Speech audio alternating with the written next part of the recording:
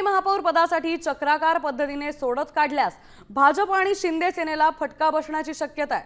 2004 पासून अनुसूचित जमातीचा एकही महापौर मुंबईत झालेला नाही, त्यामुळे जुना चक्राकार पद्धतीने महापौर पद एसटीच्या वाट्याला येण्याची शक्यता आहे। तर दुसरीकडे नव्या चक्राकार पद्धतींनाही एसटी उमेदवाराची चिठ्ठी निघण्याची शक्यता आहे।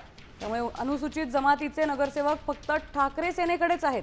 त्यामुळे भाजप आणि शिंदे सेनेचं टेन्शन आता वाढलंय। राज्यातील 29 महानगरपालिकांच्या महापौर पदासाठीच्या आरक्षणाची सोडत आता 22 जानेवारीला म्हणजेच गुरुवारी काढली जाणार आहे।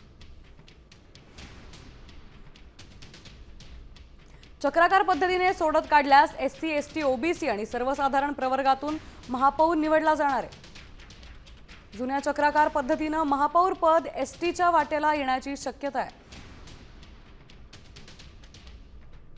2004 पासून अनुसूचित जमातीचा एकही महापौर मुंबईत झालेला नाही। नवीन चक्राकार पद्धतीने एसटी उमेदवाराची चिठ्ठी निघण्याची शक्यता आहे।